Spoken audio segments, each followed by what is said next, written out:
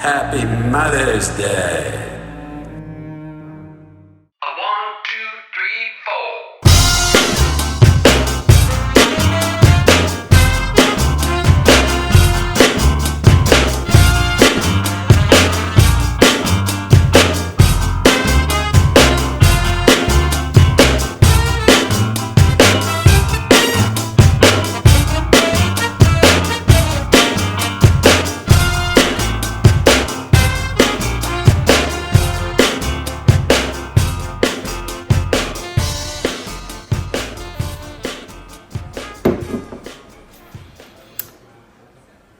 Welcome to another edition of A Very Odd Caster. Remember, this coming weekend is Mother's Day, so please take care of Mom. Please. So this week, we're going to dip into some of the very odd news stories out there across the globe. And this one takes us to Helsinki, Finland. This first story is pretty disturbing. A walrus that had become a global celebrity last year after it was seen frolicking and basking in an Oslo fjord before it was euthanized by the authorities has been honored with a bronze sculpture in Norway. So at first glance, I got this story confused with another story several months ago about Thor, the masturbating walrus, who kind of popped up at different places, I think in England and then somewhere else. And he kind of would jump up on the shore and start playing with himself and then jump back in the water and swim away. And much to the amusement of the onlookers. Because, you know, there's really nothing quite like walrus porn.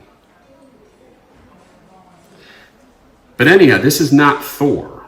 This is another walrus. And this really pisses me off. Because apparently what happened is the people were getting too close to the walrus and taking pictures and whatnot, selfies. And because of that, the idiot authorities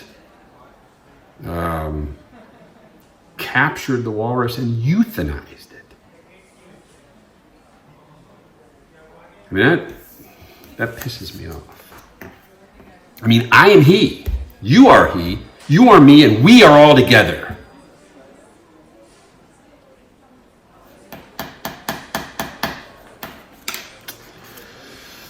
No, that does really piss me off, though. There's another story. This is here in the States, out in Boise, Idaho. Famous for its potatoes, I might add. But this little cute headline is, why did 2,500 sheep cross the road? Because the grass was greener on the other side. You should write jokes for late night TV. Wouldn't be any worse, let me tell you. But apparently a huge herd of sheep, apparently 2,500 of them, crossed a road blocking traffic and everything. So that's pretty interesting. And on the other side of the road awaited a very lonely farmer who had a big smile on his face.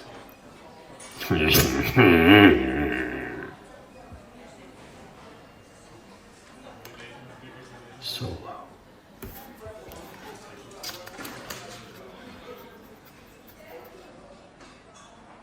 Back overseas to Berlin. The headline says, German court rules that naked landlord doesn't justify lower rent. So a German court said that a landlord sunbathing naked in the courtyard of his building wasn't a reason for the tenants to reduce their rental payments.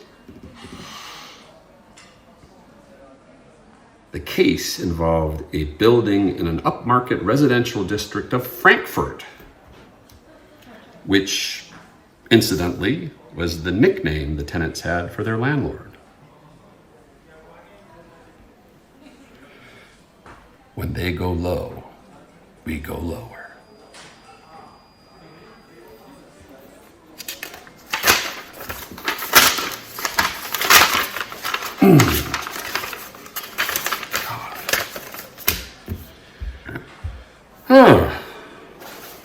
Taiwan had some interesting news.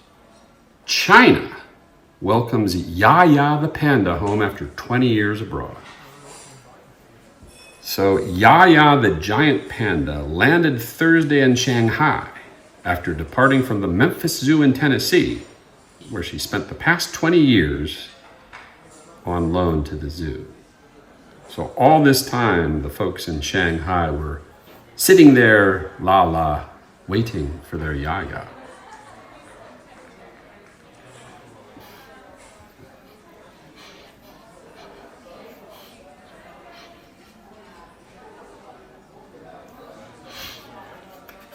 Okay. Elsewhere overseas, the champagne of beers leaves French producers frothing. The guardians of champagne will let no one take the name of the bubbly beverage in vain, not even a U.S. beer giant. For years, Miller High Life has used the champagne of beers slogan. This week, that appropriation became impossible to swallow. At the request of the trade body defending the interests of houses and growers of the northeastern French sparkling wine, Belgian customs crushed more than 2,000 cans of Miller High Life, advertised as the champagne of beers. Apparently, thousands were protesting in the streets, chanting, "We want Bud Light, we want Bud Light." That's not what happened. Remaining overseas, by the way, it's good to know that the U.S. isn't the only fucked up country. Nudists in Austria are up in arms about plans for a cable car that would pass over a popular beach on the northern edge of Vienna, where clothing is optional. The country's Austria press agency on Friday quoted nudist Barbara Hoschel saying she feared for her privacy if cable car users with cell phone cameras are allowed to swoop across the area. That's right. A nudist fears for her privacy.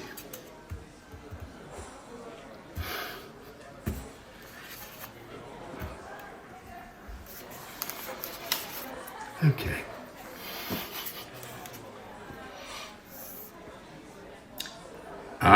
This one happened in Charlotte, North Carolina. A boy, 13-year-old boy, had to be freed from a claw machine after he climbed inside hoping to score a prize, according to official at a North Carolina amusement park. So this is like right out of Toy Story, right? The boy wanted a Buzz Lightyear or something, and he climbs into the claw machine, and next thing you know, I don't know, but I'm not surprised that doesn't happen more often, right? Although this kid's 13, he should know better. I could see seven-year-old getting overly excited and trying to do that, but a 13-year-old,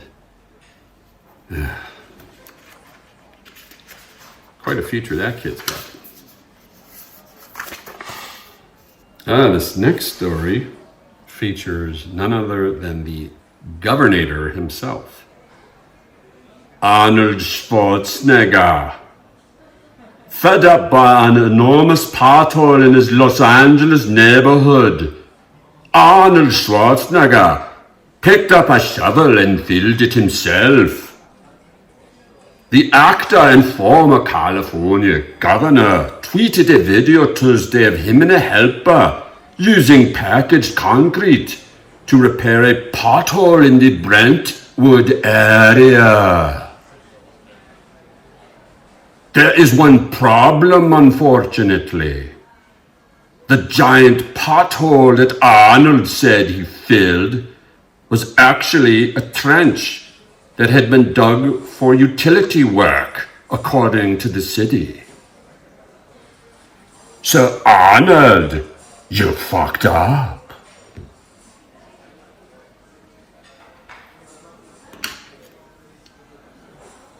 Ugh.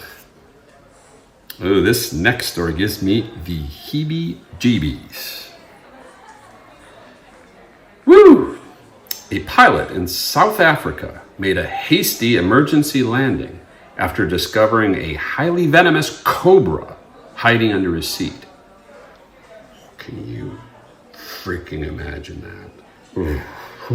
Snakes on a plane, right? Rudolf Erasmus had 4 passengers on board the light aircraft when he felt something cold slide across his lower back. He glanced down to see the head of a fairly large Cape cobra receding back under the seat. Whew. It was as if my brain didn't know what was going on, he told the Associated Press. After taking a moment to compose himself, he informed his passengers of the slippery stowaway. There was a moment of stunned silence, he said. Everyone stayed cool, especially the pilot. Could you imagine if he freaked out? Ah! The plane's like...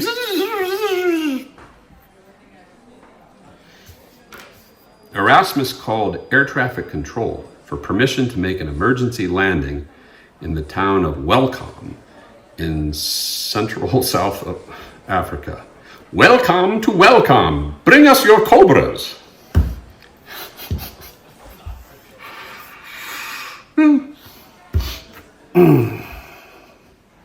He still had to fly for another 10 to 15 minutes and land the plane with the snake curled up by his feet. Freaking cobra. I kept looking down to see where it was. It was happy under the seat, Erasmus said. I don't have a big fear of snakes, but I normally don't go near them. And I presume you don't go flying with them either. Whew.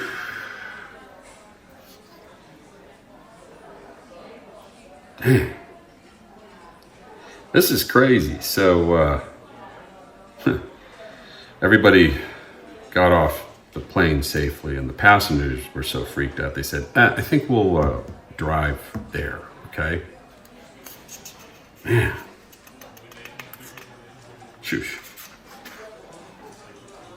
Wow. So what would you do? I know that I wouldn't wait to go to the bathroom. And finally, this one takes place in Connecticut, Plainfield, Connecticut. Connecticut police officers didn't have far to go to arrest a suspected intoxicated driver because the 30-year-old man managed to crash his car into the Plainfield Police Department's entrance sign Monday afternoon.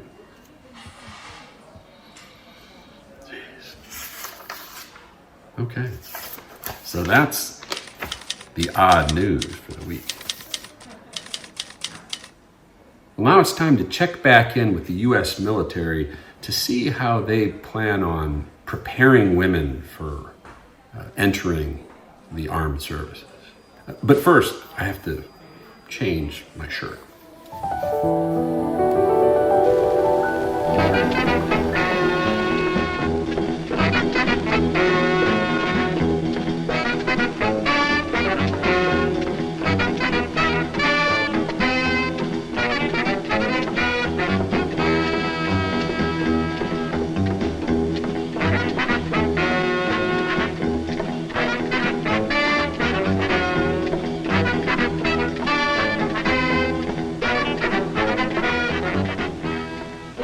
move. Don't move. I really got to get it. Oh, wait, Captain York. My bowling is very good. Yes. I keep forgetting. He's not an officer, so I let him open the door. Right?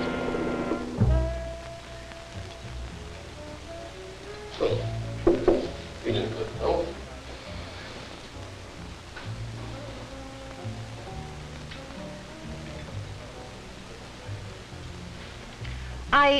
I never know which one to use.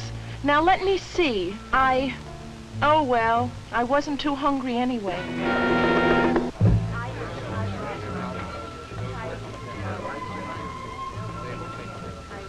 Oh, no. No one's talking to the guest of honor. Good manners, social grace, and courtesy are the mark of the successful service woman. They can also be used to describe successful people in all walks of life. Ed and I, we have so much trouble. Knowing what to do in specific situations is a matter of custom, instinct, education, and good taste. Some of them go on about the length of our skirts. You know, wow, I really thought I was going to catch it. Did she talk to you about it? Yeah, she talked to me about it. And wow, man, you could have knocked me over with a pin. Say, that's a beautiful dress. Where did you get it? Where did I... Oh, I bought it at Lorman's last Thursday. You know, I wish I could wear one of those. They're really cute, but, well, I guess they're a little young for me. But I thought, well, that you didn't dig. Oh, excuse me, ma'am. Well, that you didn't like mini skirts and clothes like that. No, now, that's not exactly right. We do have certain ideas about how you should look in your uniform, Yes, about the ma'am. tailoring, the fit, and how it should be kept. And I guess sometimes we do express these feelings rather strongly. Yes, ma'am. But really, that only applies to your uniform. How you dress in your off-duty hours is another matter. Now, we do expect the girls to show good taste in everything they wear, but that really shouldn't keep you from expressing your own individuality or personality and selection of clothes, hairstyles, and makeup. Yes, ma'am. Take miniskirts, for example. I think they're great, and you look good in them. And I really feel the same way about a lot of the other new and exciting styles.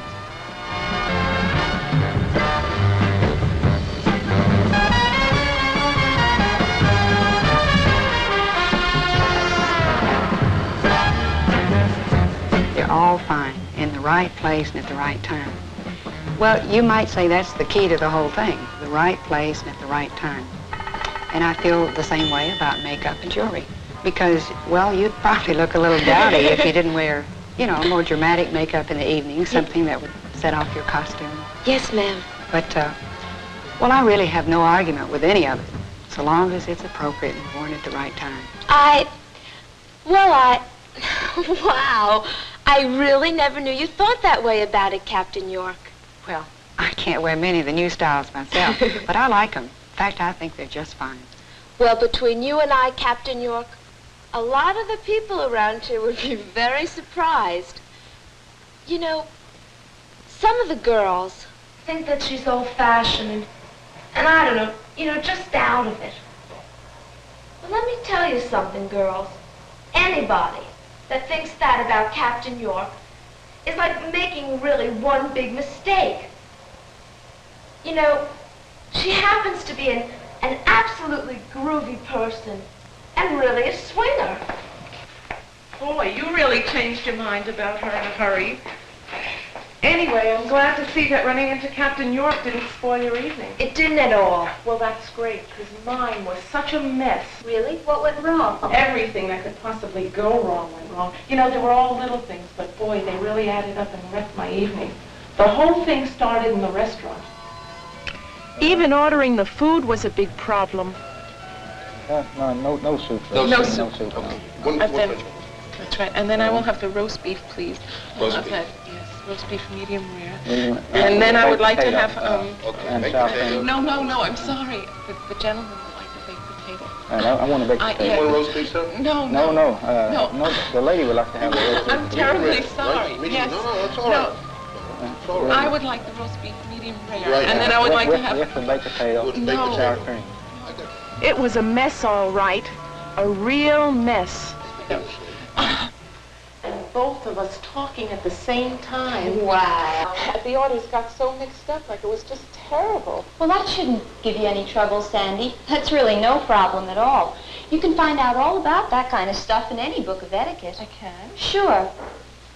Here, I'll explain to you how it works. All you have to remember is to always tell your escort what you'd like to have, and then let him place the order for you. That's right, Sandy. Just tell Frank. I would like the shrimp cocktail, please.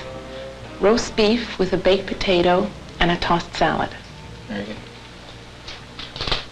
Good evening, sir. Madam. Did you care to order now? Yes, the lady would like the shrimp cocktail, roast beef, medium rare, the baked potato, and a tossed salad. What sort of dressing would you like on that? Oh, Russian, please. Russian dressing. Listen to me giving you all the answers as if I knew all about it. Sandy, don't let it fool you. I get into plenty of messes myself. You do? I sure do. Well, just the other night, when I was on my way out with Tom... Oh, here, that's... It was only a little thing, but it was so confusing. I have to stop and think these days, because I can't remember when I'm supposed to open the door and when I'm not. Well, all day long I open doors. And stand when I talk to the officers I work with. After a while, you get used to that. But I get kind of confused, because after 1,700 hours, this little pumpkin changes and becomes the lady. They stand for me. Reporting is directed, ma'am. Let's go. Okay. Oh, fine. How was it? And they open doors for me. Not bad. Not bad at all.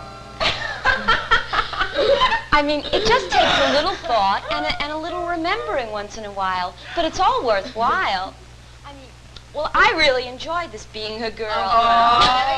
It's so great. Well, my dear, I'm glad to see you've got all your problems solved. I wish I could say the same about myself. Oh, come on, Sandy. Maybe you're exaggerating. I'm not. It couldn't have gone that bad. Oh, it couldn't, huh? Oh, okay. Come on, tell Mama all about it. What happened? All kinds of things. Now listen, you know I don't embarrass easily. But man, as soon as we got in that restaurant, I knew I was in trouble. I didn't know which one to use, and I didn't want to look like a fool.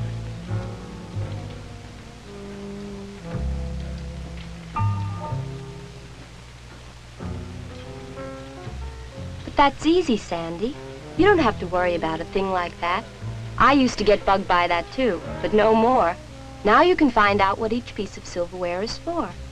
But if you don't know, all you have to do is work from the outside of the service into the plate.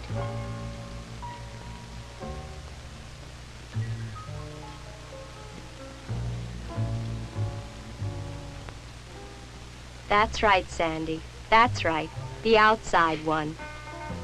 But that wasn't all. Oh, there's my favorite chaplain. Excuse me a minute. I'll be right back. Hello, Chaplain Mills. How are you today? I'm so happy to see you. Oh, Chaplain Mills, I would like you to meet a friend of mine, Frank Parker. Frank, I would like you to meet Mrs. Come on, Sandy, you can do it. Just remember the rules. Always present the gentleman to the lady. In the military, it's the junior to the senior member. And always mention the lady's name first. It's simple. Mrs. Mills, Chaplain Mills, may I present Sergeant Parker? Good evening, Sergeant Parker.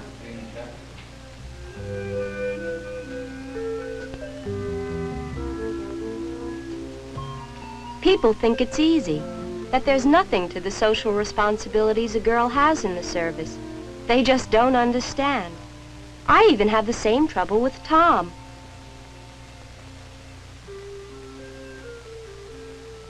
What's the big deal? So you have to set up a reception for the new sergeant major. What's so tough about that? What's so tough? Well, you may not realize it, but there's a lot to setting up an affair like this. It just doesn't happen, you know. Well, I would say that the first thing we have to do is to get organized and decide what kind of party we want, where we're going to get the money, how much money we want to spend, things like that. You know, this is a very important event, and Well, I really think we should have a sit-down dinner. No, I don't think that's necessary. Possibly a nice morning coffee. Besides, this time of the month, not too many of us have money to spend to afford a dinner. That's right. Well, I think it ought to be a reception buffet myself. No, coffee. No, I think it really should be a dinner. No, I think it ought to we be a can buffet. get the money up if we really try. No. I think a buffet would be better. We finally decided on a reception buffet. The next thing we had to do was find out how much the unit fund could afford to give us, and that took some doing. And then we had to set up a committee to help select the food and beverages, and that was also a lot of time and a lot of work. And then one of my jobs was to figure out who to invite and to get the invitations out. And if you think that's an easy job, you're making another big mistake. I didn't say it was easy, Susan. I didn't say that. And then I spent all afternoon with the first sergeant helping to set up the receiving line. And then after that we had to check and make sure everything was according to regulation. Well, I'm glad that's all over with. But there'll still be 1,000 things to do at the reception itself. I mean, I'll be so glad when tomorrow's over. No, it really was wonderful after all. I told you you'd have a good time. What's there to do at a reception? Is that so? Well, let me tell you what can happen if all you think about is just having a good time. We could have had a very embarrassing situation on our hands if it hadn't been handled correctly. There's more to it, Tom, than just having a good time. As an aide, I have to see that it all runs smoothly, that each name is passed on to the line correctly, and that the line flows so that the guest of honor doesn't wind up talking to nobody. You know, getting people to mix and mingle is a very important part of any party. Fran, we purposely avoided having tables and chairs at this party so everybody would talk and mingle a lot more, and here are you girls having your own little private party going. Come on, get with it. Hey, girls, wouldn't you like to come and meet the new Sergeant Major? Come on, she's over there, okay? Hey, that does take a lot of doing, doesn't it? I'm sorry, sweetie. I didn't mean to put you down. Good appearance, social graces, personal development of this kind pays off in career advancement, social acceptance, and personal fulfillment. A pretty good deal.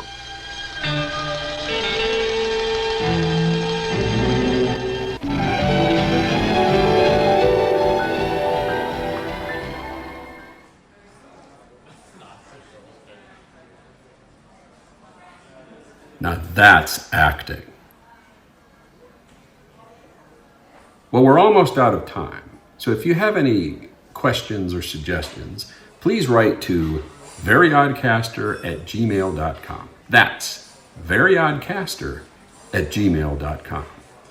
Thanks. Happy Mother's Day to all you moms out there. We love you. And we'll see you next time.